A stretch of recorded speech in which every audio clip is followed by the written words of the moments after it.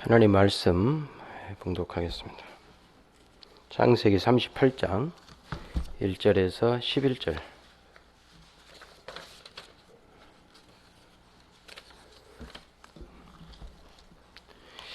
구약성경 58페이지입니다. 창세기 38장 1절에서 11절 보겠습니다. 그 후에 유다가 자기 형제들로부터 떠나 내려가서 아둘람 사람 히라와 가까이 하니라. 유다가 거기서 가나안 사람 수아라 하는 자의 딸을 보고 그를 데리고 동침하니 그가 임신하여 아들을 낳으며 유다가 그의 이름을 에리라 하니라. 그가 다시 임신하여 아들을 낳고 그의 이름을 오난이라 하고 그가 또다시 아들을 낳고 그의 이름을 셀라라 하니라. 그가 셀라를 낳을 때에 유다는 그 집에 있었더라. 유다가 장자 엘을 위하여 아내를 데려오니 그의 이름은 다말이더라. 유다의 장자 엘이 여호와 보시기에 악함으로 여호와께서 그를 죽이신지라.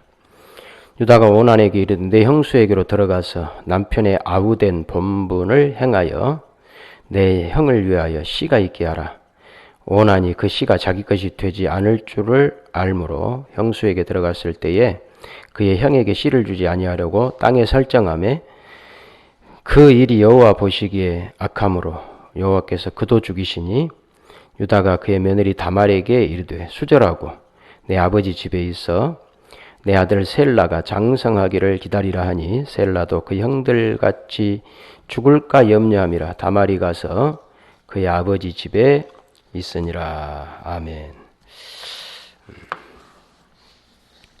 37장, 창세기 37장부터 요셉의 이야기가 시작이 되는데 38장에는 갑자기 유다 자손의 이야기가 나옵니다.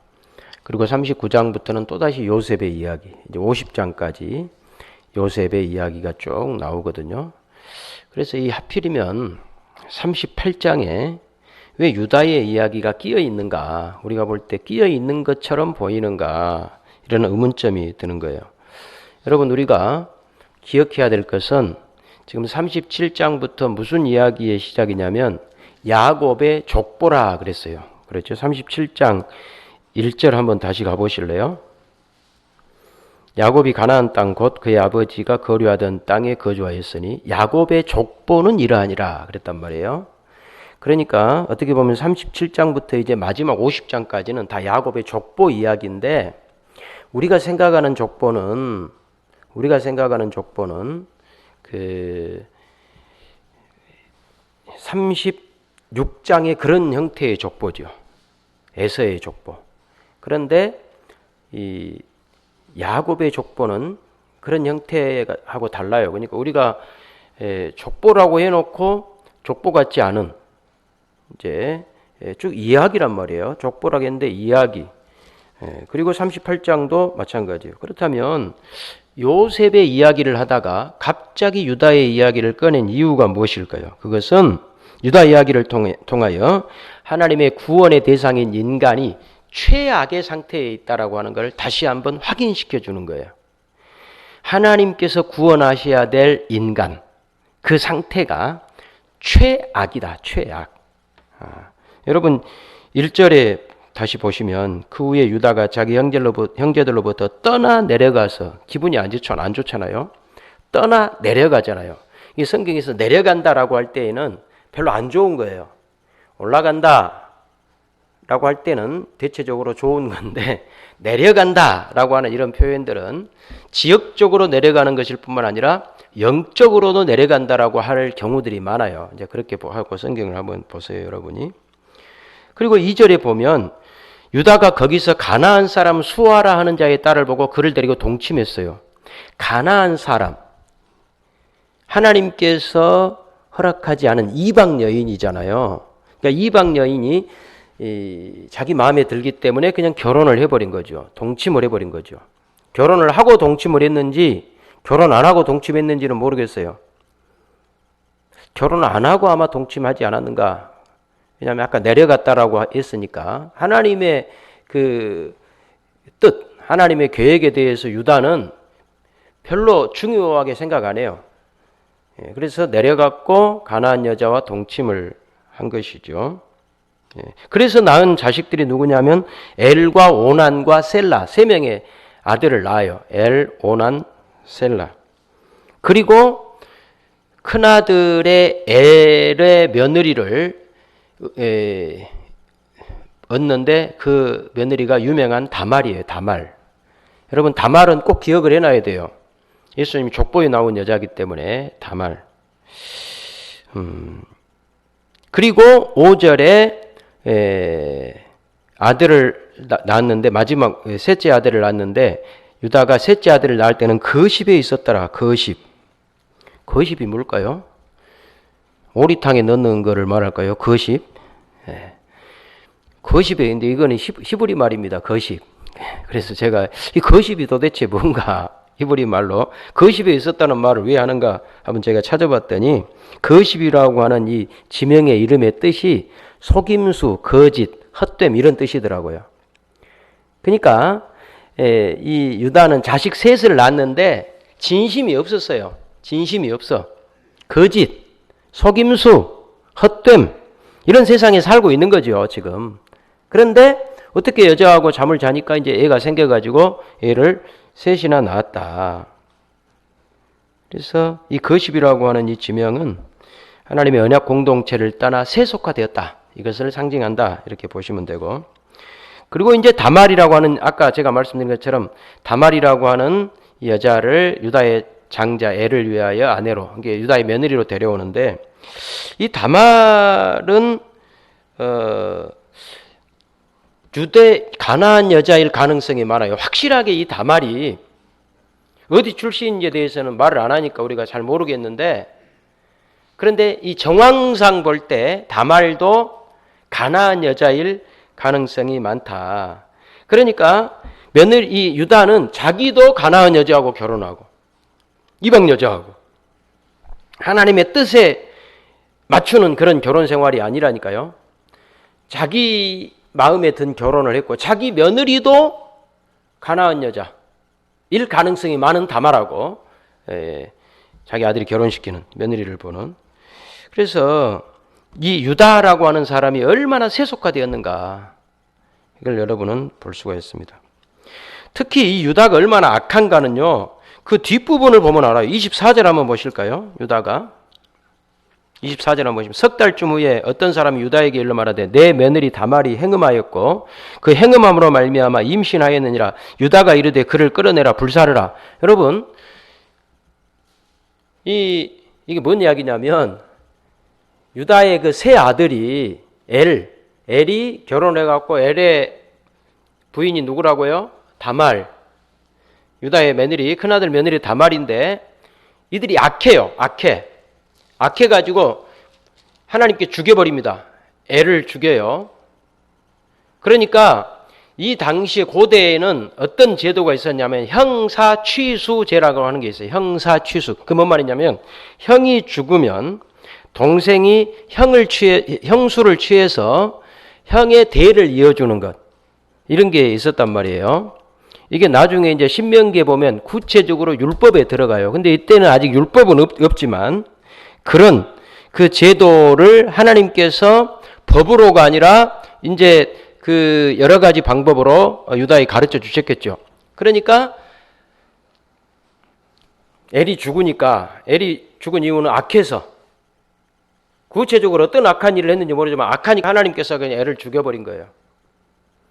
그랬더니 둘째 아들이 누구냐면 오난입니다. 오난. 근데 오난이 자기 형수하고 동침을 해야 돼요.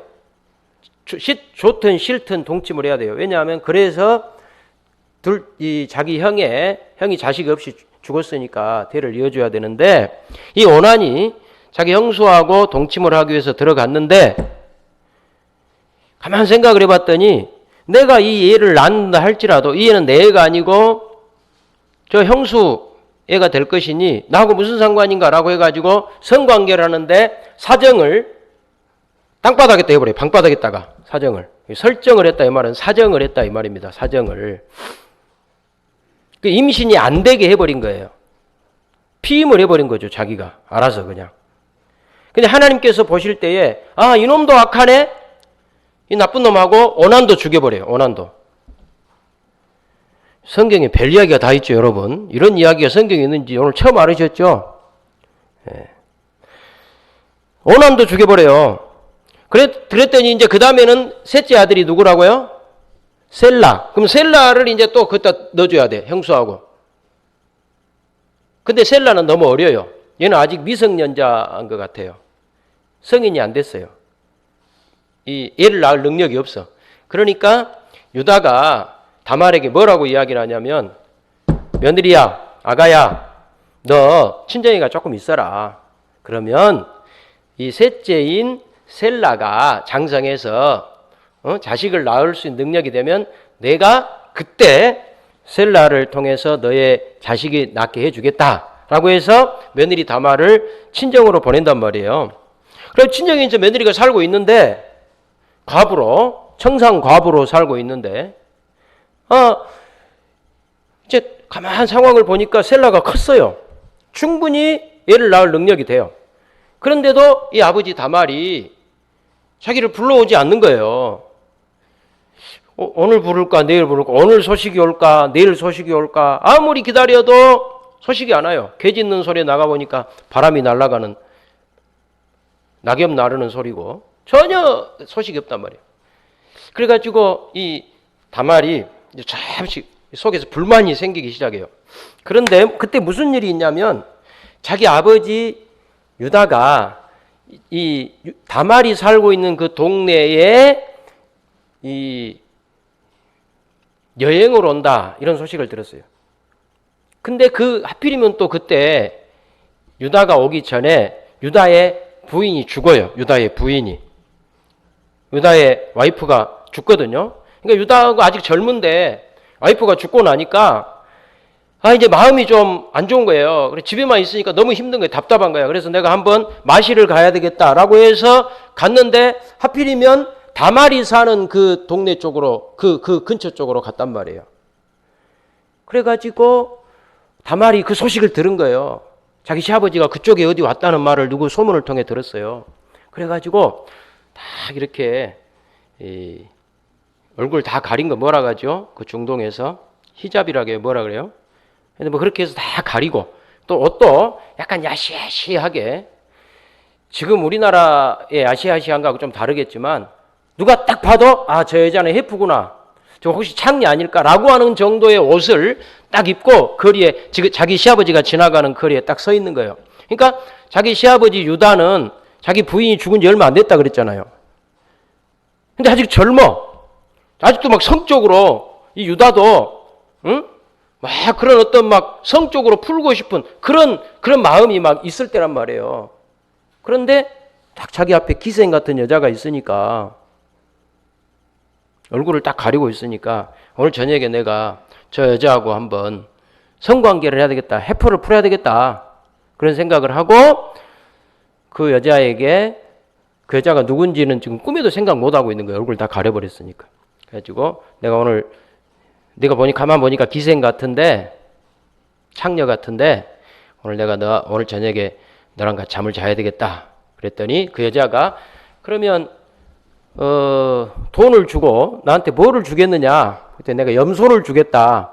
근데 염소를 지금 안 가져왔다. 우리 집에 가면 염소가 많은데 내가 염소를 줄 건데 안 가져왔는데 외상으로 하고 저녁에 자자, 이렇게 했더니 다말이 뭐라 그러냐면, 내가 그 약속을 어떻게 믿냐? 응? 외상한 건데 당신 처음 보는 사람인데 내가 어떻게 믿냐? 그럼 우선 그 당신이 나에게 약속한 걸 주겠다라고 하는 담보물을 당신 가지고 있는 것 중에 달라. 그랬더니 3가지를 요구했어요. 뭘 요구했냐면 지팡이. 딱 보니까 손에 지팡이를 주고, 이 허리에 끈을 차고 있으니까 끈도 주고, 그다음에 도장, 항상 이 가지고 다니는 도장, 이 3가지를 달라고 그랬더니 그 3가지를 준 거예요. 나중에 그럼 그것 가지고 내가 염소 찾으러 가겠다라고 하고, 이제 그리고 그날 저녁 일이 다 끝나고 헤어진 거예요. 하필이면 하루 저녁 잠을 잤는데 임신이 돼버린 거예요. 임신이. 다말에게. 임신이 돼가지고 배가 불러오니까 동네 사람들이 소문을 내기 시작한 거예요. 저 집 며느리 지금 수절하고 청상 가부가 음행을 해가지고 불륜 저질러가지고 지금 배가 불러오기 시작한다고, 임신했다고. 그 소문이 누구한테까지 들리냐면 누구한테까지 들렸을까요? 유다한테까지 들려온 거죠. 유다가 아니 이렇게 못된 욕을 했겠죠. 이제 제가 그 욕까지는 내가 할 수 없고 이런 못된 XX가 있나 하면서 그 당장 그 죽여야 된다. 그 죽여도 그때는 이 고대에는 할 말이 없는 불태워 그냥 죽인 것도 아니고 불태워 죽여라 라고 당장 끌고 와라 불태워 죽이자 그렇게 했더니 이제 끌고 왔어요. 다말을 끌고 시아버지 앞에 끌고 와가지고 너 도대체 왜 이렇게 나쁜 짓을 했느냐? 너 누구랑 그랬느냐? 그렇게 했더니 나 이 임자 이 물건의 임자하고 그렇게 했습니다. 그랬더니 그 딱 봤더니 그게 다 자기 거예요. 유다 거. 아까 유다가 뭐 줬다 그랬죠? 끈하고 지팡이하고 도장하고 줬다 그랬잖아요. 그게 자기 거란 말이에요. 유다가 거기서 털썩 주저앉아가지고 그럼 누가 불태워 죽어야 돼요? 다말이 죽어야 돼요? 자기가 죽어야 돼요? 자기가 죽어야죠. 자기가. 다말을 불태워 죽이기 전에 자기가 자기 며느리한테 세상에 여러분 제가 이 이야기를 지금 옮기는 것도 성경에 이런 이야기들이 있다니까요. 놀라시지도 않네. 드라마보다 더 말로 닿을 수 없는 이런 음담패설이라고 하기도 그렇고 뭐 이런 이야기가 있어요.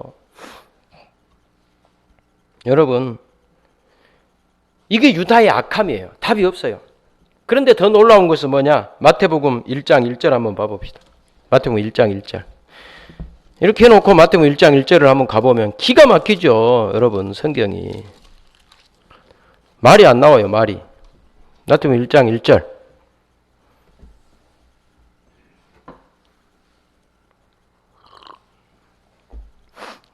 (3절까지) 같이 시작. 아브라함과 다윗의 자손 예수 그리스도의 계보라. 아브라함이 이삭을 낳고 이삭은 야곱을 낳고 야곱은 유다와 그의 형제를 낳고 유다는 다말에게서 베레스와 세라를 낳고 거기까지 읽으면 돼요. 그 3절 보려고 제가 보자 그런 거예요. 유다는 다말에게서 베레스와 세라를 낳고 이게 무슨 뜻일까요? 이 족보가 지금 무슨 뜻일까요?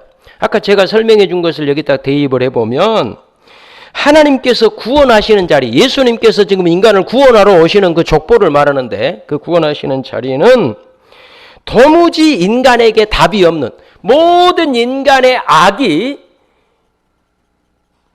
극한까지 가 있는 그 자리에 하나님의 아들 예수님이 구원자로 오신다 이런 뜻이에요. 그 3절이 그런 뜻이 유다는 다말에게서 베레스 세를 낳고 이 말이요. 엄청난 이야기인 거예요. 그러니까 도무지 유다라고 하는 이 자에게 다말이라고 하는 여자에게 구원의 가능성이 1%도 없는 그런 상황 가운데 하나님의 아들 예수님이 인간을 구원하러 오셨다. 이거는 유다 이야기, 다말 이야기가 아니라 우리 이야기다. 우리 이야기. 우리가 그런 상태에 있었다. 시구렁창도 이런 시구렁창이 없다. 거기에 들어오신 분이 예수님이시다. 이 이야기단 말이죠. 그렇다면 하나님께서 유다를 통하여 이스라엘을 구원하시는 그 의미가 무엇인가? 유다를 통하여 하나님 구원하신다는 말이 무엇인가? 이것은 인간을 구원하실 때 하나님은 최악에 있는 인간을 구원하실 때 스스로의 힘이 아니라 외부적인 힘에 의해서 구원하신다. 하나님의 힘, 인간의 힘이 아니고 외부의 힘에 의해서 구원하신다. 아까 제가 창세기 37장은 요셉의 이야기, 야곱의 족보다 있고 요셉의 이야기고, 그리고 38장은 유다의 이야기고, 다시 39장은 요셉의 이야기로 또 간다 그랬죠. 다시 한번 가봐요, 여러분. 창세기 39장으로 한번 가보세요. 이 38장만 요셉의 이야기, 이 유다의 이야기고요. 이 유다의 이야기 여기서 끝나버려요. 더 안 가요. 더 안 가고 39장으로 가면 37장의 이야기, 37장 36절 한번 봐봐요. 37장 36절. 그게 마지막 절이었어요. 그 미디안 사람들은 그를 애굽에서 바로의 신하 친위대장 보디발에게 팔았더라 그랬잖아요. 그 보디발을 팔아서 어떻게 돼요? 그래서 38장에는 안 나와요. 그리고 어디 나와요? 39장에는 39장 1절. 요셉이 이끌려 애굽에 내려가며 바로의 신하 친위대장 애굽 사람 보디발이 그를 그리로 데려간 이스마엘 사람의 손에서 요셉을 샀다. 그러니까 정확히 37장 마지막 절하고 39장 1절하고 딱 연결이 되잖아요. 그죠? 보디발 이야기하고 보디발 이야기가 시작되는 게 39장이잖아요. 38장 그 사이에 딱 끼어 있단 말이에요. 이게 무슨 이야기일까요? 이게 무슨 이야기냐? 방금 말씀드린 것처럼 하나님께서 이렇게 성경을 딱 배치하는, 이렇게 성경을 배치하는 건 아무렇게나 배치하는 게 아니에요. 성령님께서 사람을 통해 성경을 쓰게 하셨지만 이렇게 36장에는 이게 들어가고 37장에 이게 들어가고 38장에 이게 들어가고 39장에 이게 들어가고 이런 것들은 전부 성령의 감동으로 이렇게 다 배치를 했는데, 이렇게 배치를 한 것은 뭐냐면 유다를 통한 구원, 다말을 통한 구원은 그들 스스로의 노력의 결과가 아니다. 이걸 확실하게 못을 딱 박는 거예요. 못을 박는 것. 37장하고 39장에 딱 하나님께서 못을 박아놓고 38장 유다 이야기가 들어가는. 요셉이라고 하는 사람을 통해 구원하시는데 요셉도 대책이 없는 사람이죠, 사실은. 그러니까 결국은 요셉이 아니라 하나님께서 구원하신다. 유다와 이스라엘을 하나님께서 구원하시는 것은 하나님의 구원의 계획대로 하나님께서 하시는 것이다. 아까 말했던 그 형사 취수 제도, 신명기 25장에 나오거든요. 한번 볼까요? 신명기 25장. 민수기 다음에 신명기 25장. 신명기 25장 5절을 한번 봐봐요. 그러니까 지금 그 유다의 며느리 다말에게 했던 형사 취수제도는 아직 율법에 들어가 있지 않을 때고, 이게 나중에 율법으로 딱 아예 못을 박아놓습니다. 신명기 25장 5절. 300페이지네요, 구약. 형제들이 함께 사는데 그중 하나가 죽고 아들이 없거든 그 죽은 자의 아내는 나가서 타인에게 시집가지 말 것이요, 그의 남편의 형제가 그에게로 들어가서 그를 맞이하여 아내로 삼아 그의 남편의 형제된 의무를 그에게 다 행할 것이요. 그렇죠?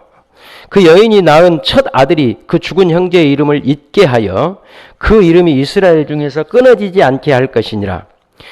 그러나 그 사람이 만일 그 형제의 아내 맞이하기를 즐겨하지 아니하면 그 형제의 아내는 그 성문으로 장로들에게로 나아가서 말하기를 내 남편의 형제가 그의 형제의 이름을 이스라엘 중에 있기를 싫어하여 남편의 형제된 의무를 내게 행하지 아니하였나이다 할 것이요, 그 성읍 장로들은 그를 불러다가 말할 것이며 그가 이미 정한 뜻대로 말하기를 내가 그 여자를 맞이하기를 즐겨하지 아니하노라 하면 그의 형제의 아내가 장로들 앞에서 그에게 나가서 그의 발에서 신을 벗기고 그의 얼굴에 침을 뱉으며 이르기를 그의 형제의 집을 세우기를 즐겨하지 아니하는 자는 이같이 할 것이라 하고 이스라엘 중에서 그의 이름을 신벗김 받은 자의 집이라 부를 것이니라. 그러니까 형사 취수 제도를 안 한 사람 부끄러움 당한다. 신발을 벗겨버려, 얼굴에 침을 뱉어버려라. 이 더러운 집안이다라고 낙인을 찍어버려라.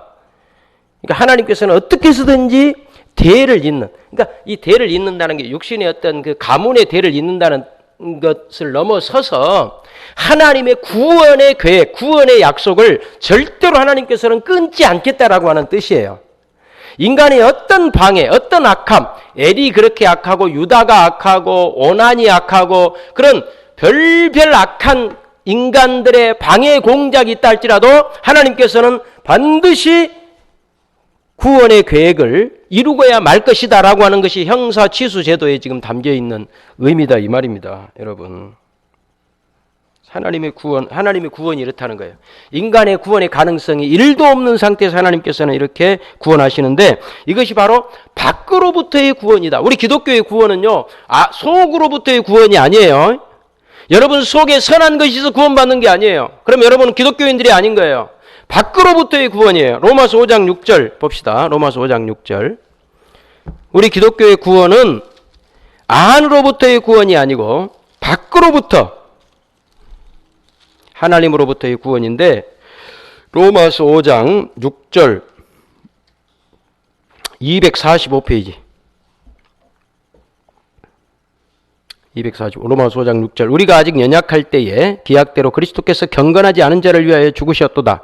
의인을 위하여 죽는 자가 쉽지 않고 선인을 위하여 용감히 죽는 자가 혹이거니와 우리가 아직 죄인 되었을 때에 그리스도께서 우리를 위하여 죽으심으로 하나님께서 우리에게 대한 자기의 사랑을 확증하셨느니라. 우리가 구원받은 시점이 언제냐? 우리가 아직 죄인 되었을 때에 1%도 구원의 가능성이 없는 그때에 하나님께서 그 아들 예수님 보내시 십자가에 죽게 하심으로 우리를 구원했다.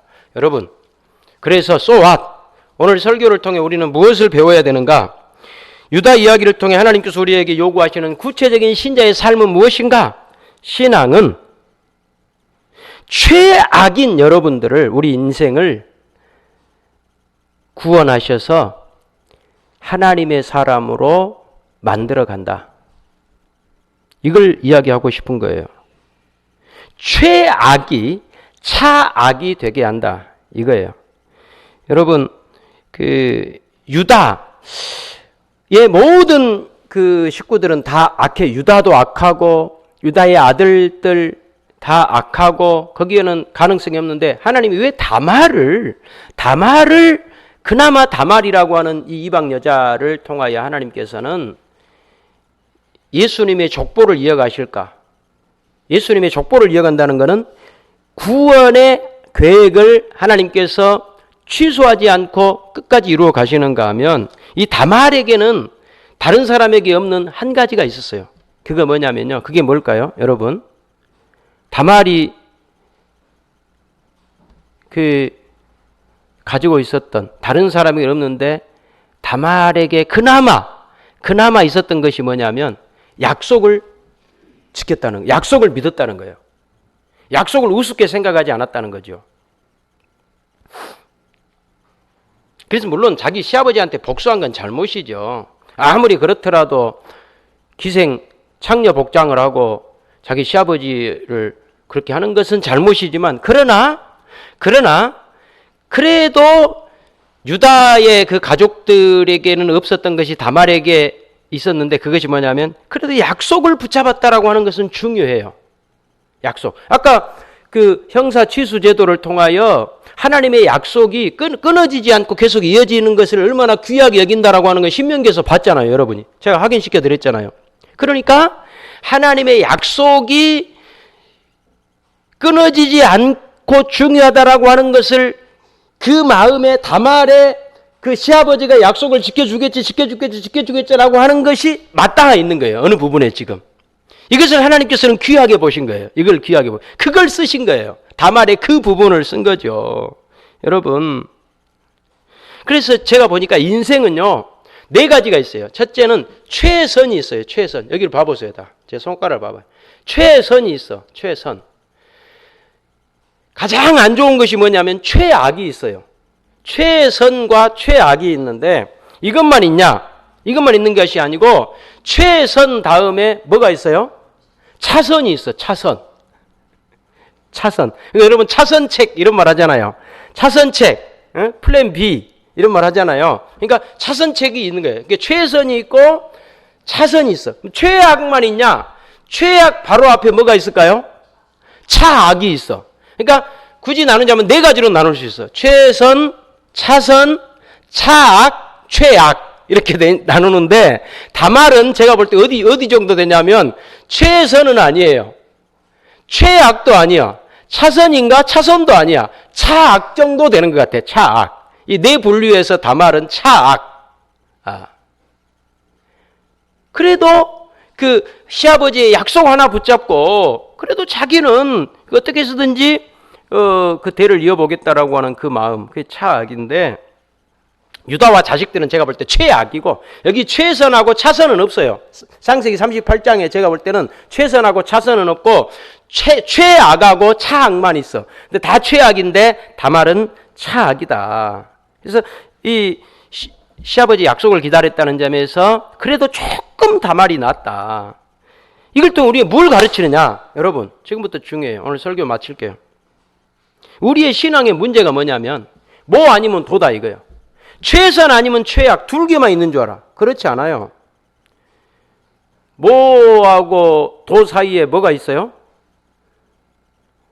안 해봤어요? 윷놀이 한번 할까요 오늘? 뭐하고 도 사이에 뭐가 있어요? 도, 개, 걸, 윷. 이 3가지가 있잖아요. 근데 우리 오직 했으면 인간들이 얼마나 이 뭐 아니면 도 이런 사상에 최선 아니면 최악 그거밖에 없는 줄 알아요. 하나님은 그렇게 최선만 뽑아서 일하시는 줄 알아요. 최악은 나머지 하나님의 뽑는 최선 말고 나머지는 최악이니까 다 버린 줄로 알아요. 그렇지 않다는 거죠. 하나님은 최선을 뽑아 쓰시는 분이 아니에요. 그러면 한 명도 하나님 쓸만한 사람 없어요. 이 세상에 최선을 뽑았으면 저도 목사가 안 되고 여러분도 이 자리에 앉아 있을 수 없어요. 여러분 다 인정하세요. 고개 끄덕끄덕 하세요. 빨리. 우리는 다 최선이 아니잖아요. 우리가 최선이에요. 그 우리는 최악인가? 또 최악도 아니고 한 차악 정도 되지 않을까? 최악을 뽑아서 하나님은 차악으로 만들어요. 신앙생활은 뭐냐? 최악을 차악으로 만들어가는 그 과정이 신앙생활인데, 여러분 이게 굉장히 중요해요. 담화를 통해 우리는 그걸 배워야 돼요. 여러분 꼴등하고 꼴찌에서 꼴찌 바로 앞에 있는 사람하고 똑같이 취급하면 안 돼요. 꼴찌에서 한 단계만 올라가는 것도 대단한 거예요. 여러분 그걸 인정하자고요. 그 꼴찌에서 한 단계 올라가는 게 신앙이에요. 신앙. 자기 노력으로 올라갔으면 그게 아무것도 아니겠지만 하나님이 그렇게 만드시는 거기 때문에 꼴등하고 꼴등에서 한 단계 더 위는 큰 차이가 있다. 그래서 우리는 신앙생활을 무조건 모범이 되려고 그러고 1등이 최고라 그러고 나머지는 다 의미 없다고. 그거는 아니에요. 그래서 제가 설교를 준비하면서 우리가 이런 말을 많이 하거든요. 하려면 하고 말라면 말고. 저도 옛날에 그랬어요. 목회도 하려면 하고 말라면 말고. 그 멋있잖아요. 멋있어. 응? 내가 나가서 그냥 멋지게 죽든지 아니면 안 해불든지 그런 것이 남자가 돼가지고 짜잔하게 한 것도 아니고 안 한 것도 아니고 그게 뭔 짓거리냐고 이렇게 생각을 했던 것이 하나님 앞에 제가 반성이 되고 회개가 됐어요. 여러분 아니에요. 하려면 하고 말라면 말고가 아니라 그 사이가 있는 거예요. 하려면 하고 말라는데 조금 더 하는 거. 이게 신앙이라니까요. 이게 현실적인 신앙이에요. 여러분 그걸 오늘 배우자고요. 왜 안 하냐고. 왜 안 합니까? 그랬더니 그렇게 대답을 하더라고. 왜 헌금도 안 하고 왜 신앙생활 안 합니까? 아이 목사님 하려면 하고 말라면 말아버려야지. 조금 하려면 그거 뭐 하려고 합니까? 조금 하려면 뭐 하려고 합니까? 해서 조금 한 것이 신앙이라고. 조금 해야 된다고. 차악을 하나님은 쓰신다니까요. 그게 다말이라니까요. 여러분 꼭 기억하세요. 제가 그걸 배웠어요. 오늘 성경에서. 오늘 설교하면. 굉장히 중요해요. 나는 오늘 설교할 때마다 항상 토요일 되면 우리 집사람한테 제가 내일 이런 설교할 건데 여보 이게 좀 우리 성도들한테 소통이 될 것 같아? 왜냐하면 제가 소통이 안 되고 설교를 하면 나만 막 좋아가지고 춤추고 내려가면 뭔 필요가 있습니까? 그래서 이렇게 설명을 했더니 설교 좋은데요. 일단 저희 아내는 좋다 그랬어요. 이 최악에서 차악으로 한 단계만 올라오는 것도 그 대단한 거다. 여러분 우리 스스로를 대단하게 여겨야 돼요. 아시겠죠? 여러분들이 어렵고 힘든 가운데 조금 더 하는 것, 한 단계 더 하는 것. 무슨 막 헛된 꿈에 사로잡혀가지고 내가 세계 선교, 응? 리빙스턴처럼 내가 그렇게 안 할 바에야 무슨 선교를 해? 하려면 하고 말라면 마버려야지. 그런 것은 신앙이 아니에요. 그렇지 않아요. 여러분 절대로 그렇지 않아요. 절대로 신앙생활은 그렇게 되지 않아요. 조금 하는 거예요. 여러분 우리 실제 가정생활도 그렇잖아요. 제가 제 아내한테 여보 내가 사랑해. 자꾸 저도 미국에서 물을 좀 먹고 왔기 때문에 미국에서는요 사랑해라고 하는 표현을 안 하면 그 이혼 사유가 돼요. 우리 한국은 안 그러죠. 사랑해 이 말 안 하면. 그러니까 저는 처음에 미국하고 우리 옆에 집에 그 미국 사람 사는데 아니 그 출근하는데 5분 이상 어떨 때는 10분이 걸리더라고. 우리는 말도 안 하고 우리 집사람 저기 부엌에 있는데 갔다 와! 그러고 우리 집사람 돌아보지도 안 해. 이렇게 하고 끝나버린단 말이에요. 근데 미국 보니까 나와가지고 부둥켜 안고 뽀뽀하고 또 볼을 이렇게 하고 또 그렇게 하고 또 갈라다가 다시 또 돌아와가지고 또 손 한번 잡고 여보 뭐 어쩌게 하고 뭐 말하고 아니 출근하는데 무슨 5분 이상 막 그렇게 걸리더라고 그 사람들은. 나중에 제가 물어봤어요. 아니 그냥 출근해버리면 되지 왜 그렇게 뭐 그렇게 복잡하냐고 시간이 기냐고 뭐 말도 많이 그랬대. 미국을 잘 아는 사람한테 물어봤더니 미국에서는 그렇게 안 하면 사랑이 식었구나. 그렇게 해가지고 이혼 사유가 된다는 거예요. 이혼 사유가. 그래서 일부러 속이 없더라도 일부러 이렇게. 저도 그래가지고 제 아내한테 여보 사랑해. 어디 밖에 나가면서 여보 내가 당신 사랑한 줄 알지. 그랬더니 우리 집 사람이 하는 말이 오늘 저녁에 설거지나 좀 해줘요. 그렇게 하더라고. 그 말 100마디 하지 말고 오늘 저녁에 당신이 설거지 한번 해주고 그것이 나를 사랑하는 거지. 내가 그때는 그것이 깊은 의미가 있는지 몰랐는데 야 이게 내 설교 한 편보다 우리 집사람 말 한마디가 더 진짜 설교 같다 생각. 왜냐하면 그거 아무것도 아니라고 생각하거든요. 내가 사랑하려면 해버리고 말라면 마버리는 것이지 설거지 안 해. 안 하면서 내가 가만히 있어. 설거지가 아니야. 벤츠 사줄 거야. 벤츠. 맨 설거지 한 번도 안 해. 그러면서 그 사랑 아니야. 뭐 설거지하고 당신한테 내가 뭐 어깨 안마해주고 이게 무슨 사랑이야. 그런 건 사랑도 아니야. 조금만 기다려. 아파트 100평짜리 사줄 테니까 그때 그게 사랑이지. 이런 건 다 헛짓거리다 이 말이에요. 우리 아내가 나한테 바른 말을 한 거예요. 사랑에 100마디 하지 말고 어깨나 한번 주물러요. 그것이 아무것도 아닌 것 같은데 여러분 그거를 잘하는 것이 신앙이다. 오늘 설교가 좀 마음이 와 닿아요. 우리 집사람한테 내가 통과를 했는데 여러분들도 좀 여러분 그렇게 하자고 신앙생활을. 아시겠죠? 저는 우리 좀 이따가 투표하겠지만 나는 오늘 아침에 제가 투표용지를 만들면서 저 투표용지 만들어놨는데 난 우리 영광제일교회가 천왕동에 와가지고 나는 실패했다고 생각했어. 하나님 그 생각이 틀렸더라고. 천왕동에 소지하고 계시는 송원벽 집사님이 장로 후보가 된 것은 우리는 천왕동에서 성공한 줄로 믿습니다. 아멘 소리가 오늘 마음에 안 드네. 다시 설교 처음부터 다시 시작해야 돼. 천왕동에 계시는 비록 한 분이지만 우리 송원 집사님 한 분이지만 우리가 천왕동 안 왔으면 송원 집사님 못 만났을 거 아니에요. 송원길 장로님도 못 만나고. 근데 한 분이지만 우리 송원백 집사님이 우리가 천왕동에 와가지고 2013년에 와가지고 2025년이니까 만 12년 동안 우리 송원백 집사님과 우리가 같이 신앙생활을 했고 송원백 집사님 드디어 장로 후보가 되셨고 될 줄로 믿지만 어쨌든 이게 큰 거라고. 이런 걸 우리가 이런 것들을 하려면 하고 말라면 마불지 한 명이 이러지 말자고 이 말이에요. 이러지 말자 이 말 우리 신앙생활에. 그래서 꼭 하세요. 저를 따라하세요. 하려면 하고 말라면 조금 하자. 이게 신앙이에요. 기도합시다. 하나님 아버지 감사합니다. 오늘 우리가 담화를 통하여 최악인 우리를 차악으로 만들어가는 것도 신앙이라고 하는 것을 배웠습니다. 우리는 너무 이상주의에 사로잡혀서 최선이 아니면 최악 여기에 있어서 그 중간 단계를 우리는 모릅니다.